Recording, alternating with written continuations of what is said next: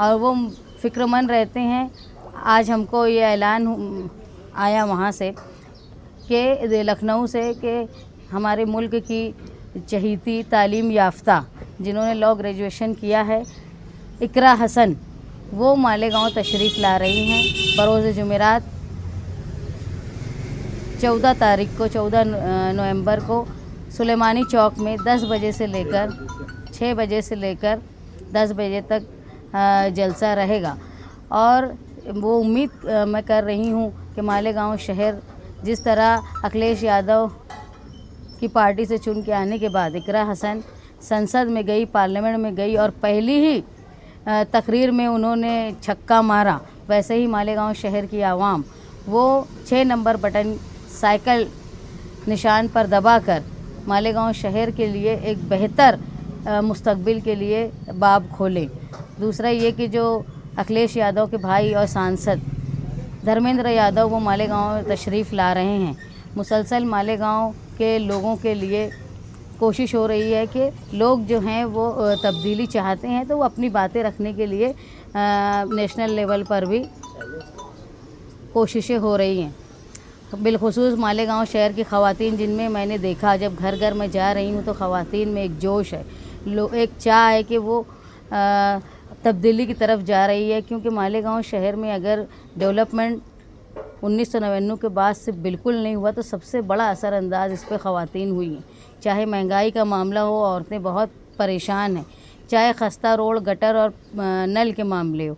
इसलिए मैंने जो देखा कि मालेगांव शहर की औरतें तब्दीली के लिए बहुत ज़्यादा पुरुम्मीद हैं, बहुत ज़्यादा पुरजोश हैं। तो कई लोगों का, ख़वातीन का ये कहना था कि जलसे में हमको भी बुलाया जाए। तो हमने कल जो जलसा 14 तारीख को हो रहा है जुमेरात के दिन सुलेमानी चौक में, तो नयापुरा गली नंबर 15 में बिलखुसूस ख़वातीन के लिए इंतज़ाम किया है कि इकरा हसन को, इस कौम की बेटी को सुनने के लिए ख़वातीन वहाँ तशरीफ़ लाएँ। सुलेमानी चौक का मेन रोड, सुलेमानी चौक से जो महल के सामने स्टेज रहेगा और फतेह मैदान की तरफ उसका मुंह रहेगा, मतलब मेरा मुंह काबे की तरफ, ऐसा बोल के तकरीरें भी होंगी। यानी झूठ फसाद नहीं बोला जाएगा, इसलिए मुंह उस तरफ रखे कि आखिरी वक्त चल रहा है कैंपेनिंग का। तो और हम लोग जो है कहीं ना कहीं सिर्फ हमारे ही ऐसे जलसे हो रहे हैं जो मुस्तकबिल में क्या किया जाएगा इस पर बात हो रही है। हमारे लीडरान भी जो आ रहे हैं वो भी मालेगांव शहर में मुस्तकबिल में क्या हो। कल मेंबर ऑफ पार्लियामेंट मोहिबुल्लाह साहब थे, आप देखेंगे कि उन्होंने भी क्या बोला कि मालेगांव शहर के लिए क्या ज़रूरी है, उनकी कैंडिडेट क्या कर सकती है, या वो कैंडिडेट के ताल्लुक से क्या सोचते हैं। लेकिन आप देखेंगे माजी में जो लीडरान आए दूसरी पार्टी के कैंपेनिंग के लिए, उन्हें ये भी नहीं मालूम कि उनकी पार्टी का उम्मीदवार क्या करेगा या पीछे क्या किया नुमाइंदा होने के बावजूद। तो कहीं ना कहीं मालेगांव शहर का एक समझदार तबका, पढ़ा लिखा तबका ये मान रहा है कि ये जो समाजवादी की जो स्टेज से है यहाँ कहीं ना कहीं सच बात बोली जा रही है। इसीलिए मैं बोला कि हमारा स्टेज ऐसी जगह लगेगा कि मुंह मेरा काबे की तरफ। और हमारी मुसलसल ये कोशिश है कि मालेगांव शहर से समाजवादी पार्टी तब्दीली की शुरुआत करे, और न सिर्फ मालेगांव समाजवादी बल्कि महाराष्ट्र समाजवादी के आज ज़िम्मेदार आए हैं कारगुजार सदर, और जो हमारी सेंट्रल पार्टी है वो भी फ़िक्रमंद है। तो एक चैनल है जो यहाँ से लेके सेंट्रल तक मालेगांव के लिए, मालेगांव की आवाम के लिए फ़िक्रमंद है। और अगर ये आवाम मौका देती है इंशाअल्लाह, जो जिस तरह की तब्दीली हम लोग देख रहे हैं, तो हमारे 37 MP है, एक वज़न है सेंट्रल गवर्नमेंट में, और जो सनद है हमारी पावर लूम की, उसका बड़ा जो है वो फ़ैसला सेंट्रल गवर्नमेंट की तरफ से होता है। इसलिए यहाँ से दिल्ली तक का चैनल लगा हुआ है मालेगांव शहर को फलाह के लिए। तो क्या बाकी लोगों को, बाकी जो पार्टियां हैं उनको भी अब स्टेज मतलब किबले की तरफ रुक कर लगाना? वो लगा ही नहीं सकते ना, झूठ बोलते हैं, लगा ही नहीं पाएंगे, बोलेंगे भी तो नहीं लगाएंगे, सिर्फ झूठ तो बोल रहे हैं, तो कैसे लगाएंगे। वो इकरा हसन आ रही है तो कुछ रोड शो वगैरह का ही प्रोग्राम है क्या, किसी को जलसा रहेगा? अभी फ़िलहाल जलसे का 6 बजे से लेकर रात में 10 बजे तक जलसे का प्रोग्राम है, और वो तो आएंगी तो वो शहर देखेगा, रोड शो हो ही जाएगा। शुरुआती वक्त में समाजवादी का नाम लेने से परहेज कर रहे थे सियासी लीडर जो आपके मुखालिफ हैं, लेकिन फ़िलहाल आप पर बहुत ज़्यादा अटैक हो रहा है।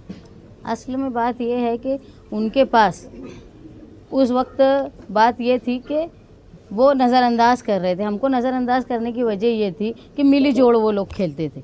दोनों तरफ से एमआईएम के उम्मीदवार हों चाहे अजीत पवार के उम्मीदवार हो, ये कोशिश यही करते थे कि एक दूसरे के बंदूक और ऐसी बात की जाए जो मुद्दों से हट कर है। लेकिन जब उन्होंने ये देख लिया कि मालेगांव शहर में सिर्फ समाजवादी पार्टी है जो मुद्दों पर बात कर रही है, क्या करना चाहती है, ये विज़न के साथ जो कर सकते हैं वो बात कर रहे हैं, तो उनको आवामी दबाव जब उनके सर पर आया तो वो खिलाफ में बोलने लगे। लेकिन ये सब के बाद भी आज भी किसी के स्टेज से मालेगांव शहर के लिए उन्होंने क्या खाका बनाया है ये भी नहीं बता रहे, या उन्होंने जो 15 साल या 10 साल मालेगांव शहर में एमएलएशिप गुजारी और कारपोरेशन में राज किया उसमें उन्होंने कोई क्या काम करके बताया ये वो बता नहीं पा रहे। यहाँ तक कि जब कोई लीडर हैदराबाद से आए तो वो बेचारे भी इस बात से कासिर रहे, मजबूर रहे कि वो बता नहीं पाए कि ये शहर का एमएलए क्या काम करेंगे और या क्या कर चुके। मैनिफेस्टो नहीं ला रहे आप, जानकारी मिली क्यों? मैनिफेस्टो हम जो मालेगांव शहर के लिए करेंगे उसको हम शान की गारंटी के नाम से हम लोग उसको बहुत जल्द आवाम के सामने लाएंगे और वही बात करेंगे जो हम कर सकते हैं, और हम क्या कर सकते हैं ये शहर जानता है। मैनिफेस्टो आमतौर पर ऐसा होता है कि हम भी इससे पहले मैनिफेस्टो जारी किए, ऐसा नहीं कि नहीं किए। पिछला 2019 का जो मैनिफेस्टो था वो इतना जंबो जेड मैनिफेस्टो था, और उस मैनिफेस्टो के पर अगर 10% अमल हुआ होता, मौजूदा नुमाइंदे किए होते, तो शायद शहर का नक्शा कुछ हद तक चेंज हुआ होता। मगर मैनिफेस्टो पे 10% या 2% भी अमल नहीं हुआ। इसलिए हम इस मर्तबा जो है शान की गारंटी, काम क्या है वो किस तरह से किया जा सकता है, इसके साथ हम आवाम के सामने आएंगे।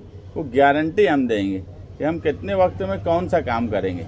इसलिए हम उसको शान की गारंटी के तौर पर 1-2 रोज़ में आवाम के सामने वो लेकर आने वाले हैं।